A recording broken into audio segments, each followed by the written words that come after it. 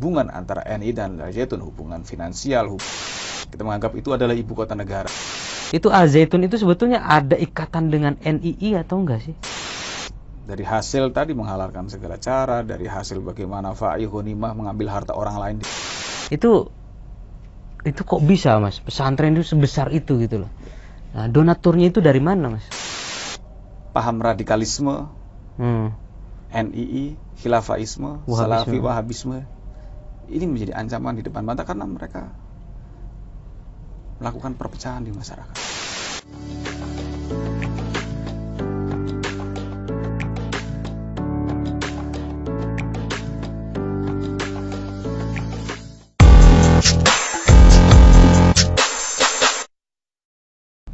Assalamualaikum warahmatullahi wabarakatuh. Waalaikumsalam warahmatullahi wabarakatuh.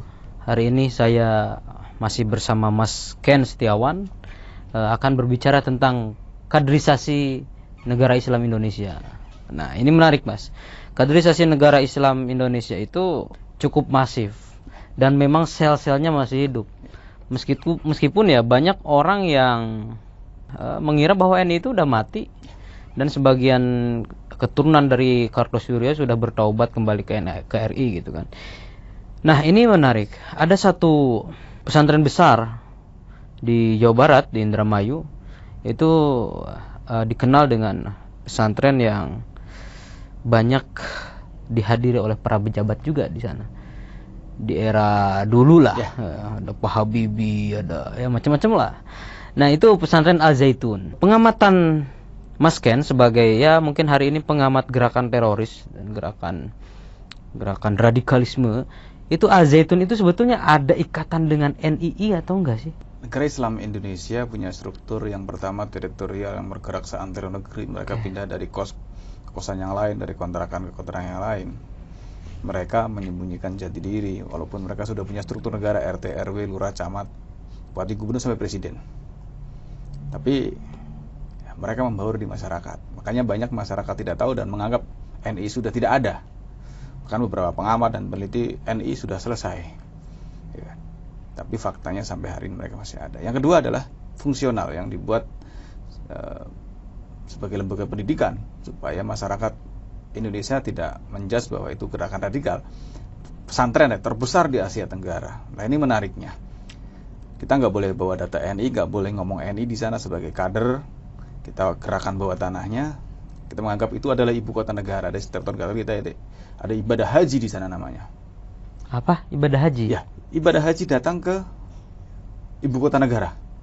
Jadi setiap tahun di bulan 1 Muharram. Ibadah haji di Indramayu? Ya. Ibadah haji itu kita tafsirkan sebagai perkumpulan para pejabat NII, semua bicara tentang persoalan umat, bagaimana akan diberikan solusi yang tepat atas persoalan tersebut. Jadi namanya ibadah haji, perkumpulan para pejabat Indonesia, bahkan dulu katakan senusantara, termasuk Malaysia, termasuk negara-negara di luar negeri sana. Jadi mereka katakan dalam ibadah haji itu ada ritual namanya keliling tawaf, melempar jumroh. Itu bukan keliling Ka'bah. Kalau tawaf kan keliling Ka'bah. Ini keliling pesantren Al Zaitun yang luasnya 1.200 hektar. Tapi tawafnya nggak pakai jalan kaki, mereka pakai mobil. Ada bid'ah dong. Iya. Ada melempar jumroh bukan pakai kerikil kan, untuk mereka 7 kerikil, mereka 7 sak semen dalam bentuk duit. Saking pintarnya karena mereka mungkin ya belajar hukum, bagaimana lepas dari jeratan hukum. Tapi ada satu hal yang menarik sebenarnya, karena dulu MUI dan Kementerian Agama itu sudah mengadakan penelitian bahkan 2 kali. Dan hasilnya sudah final. Ternyata ada hubungan antara NI dan Al Zaitun, hubungan finansial, hubungan historis, hubungan kepemimpinan dan lain sebagainya, nyambung. Masalahnya adalah sampai sekarang hari ini hasil penelitian tersebut yang sudah dibekukan tidak dipublish. Itu kenapa tidak dipublish, Mas? Saya nggak tahu pertimbangannya. Tapi kesimpulan penelitian itu? Ya, ada benang merah. Benang merah antara NI dengan Al Zaitun. Ya. Tapi agak menarik tadi naik haji di lokasi pesantren di situ. Ya, ini ibu kota negara. Jadi seluruh ibu kota negara itu, ya. Al Zaitun. Nah ini menarik, Mas. Saya melihat ketika Ahmad Musaddiq itu mengaku nabi waktu itu, berapa lah saya lupa, itu 2000-an ya. Nah dia mengusung ide tentang al-qiyadah al-islamiyah itu. Ya. Nah, wajar aja sih karena dia juga punya pemikiran juga fase Makkah. Fase Makkah itu kan ya sebelum penaklukan Madinah ya, Yastrib dan lain sebagainya. Musadak itu dirinya dibagi dua kata dia. Saya ada di fase Makkah dan fase Madinah. Nah, ini agak mirip cocologi dengan sejarah Rasulullah gitu. Sehingga mungkin dia juga kelompok mereka NII ini berpikiran juga untuk mendirikan Ka'bah itu. Dan Ka'bahnya itu bisa jadi juga.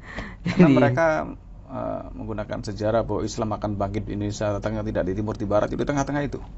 Dan kelompok NII ini memang mengadopsi dua ajaran. Oke. Islam Bugis dan lembaga kerasulan. Islam apa? Isa Bugis. Bugis. Isa Bugis sama lembaga kerasulan. Jadi ajaran ini menganggap bahwa kerasulan belum ditutup. Oke. Rasul itu seperti seorang lurah, camat, bupati. Orangnya boleh meninggal, jabatannya berlanjut. Hanya mereka menyebut Ahmad Musadik nabi baru. Nabi belum meninggal. Jadi hanya jabatannya saja orang meninggal, tapi ya sebenarnya jabatan sampai sekarang digantikan dengan orang-orang yang itu baru. Mirip dengan apa, Mas? Dengan ajaran apa itu miripnya? Ya tadi, Isa Bugis sama lembaga Islam kerasulan. Bugis. Isa Bugis. Isa Bugis. Iya. Jadi ajaran yang mengkolaborasi bahwa Quran itu bisa ditafsirkan dengan roh, dengan pikiran.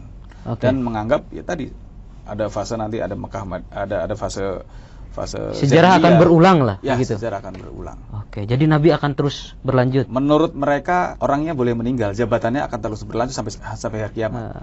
Hampir mirip Ahmadiyah kadang. Ya, Ahmadiyah juga beranggapan bahwa kerasulan itu belum ditutup. Ya. Tapi syariat sudah ditutup ya, syariatnya Nabi Muhammad. Tapi kenabian, misi kenabian itu akan berlanjut. Nah, ini agak aneh juga, adopsi pikirannya itu banyak gitu loh. Dari mana aja. Oke. Nah, terus Al Zaitun itu kok bisa, Mas? Pesantren itu sebesar itu gitu loh.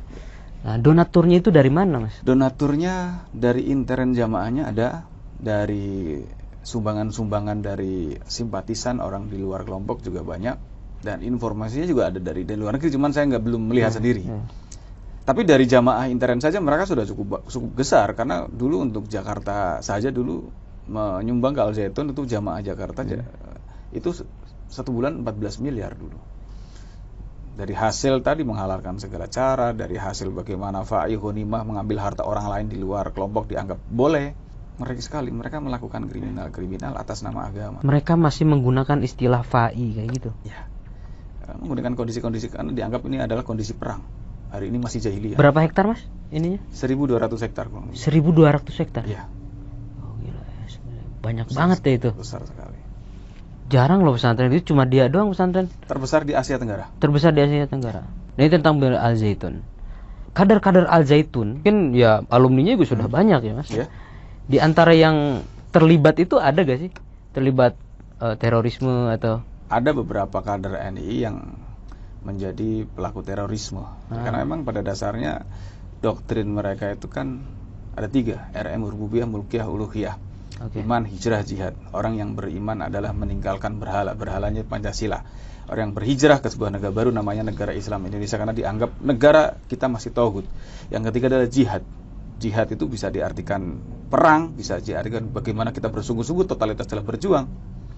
Nah, ketika kelompok ini sudah kebencian terhadap negara, dia merasa bahwa ini sudah saatnya melakukan jihad yang kital, yang perang itu, ya mereka bisa melakukan.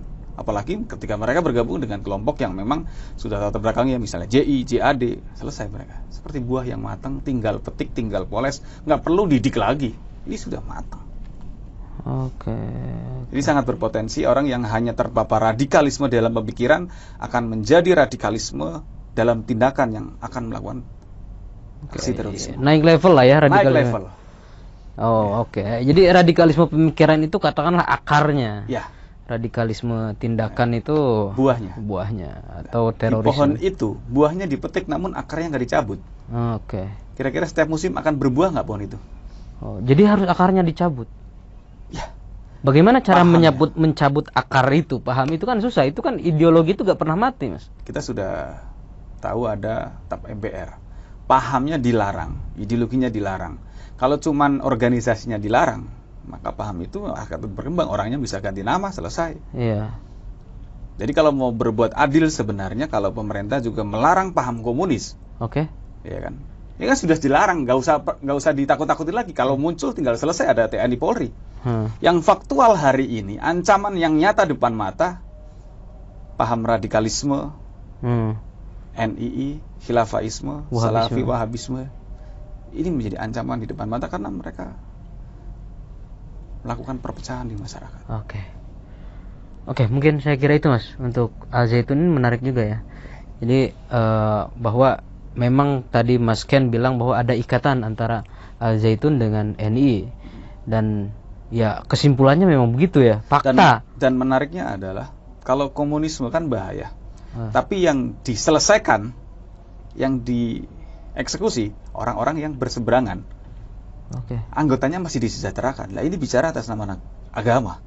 Anggotanya dimiskinkan, hartanya atas nama infak perjuangan, disuruh infak sebesar-besarnya, dihancurkan akhlaknya, semua orang harus kafir termasuk orang tua kafir, dihancurkan masa depannya, yang kuliah, yang sekolah, yang kerja harus berhenti.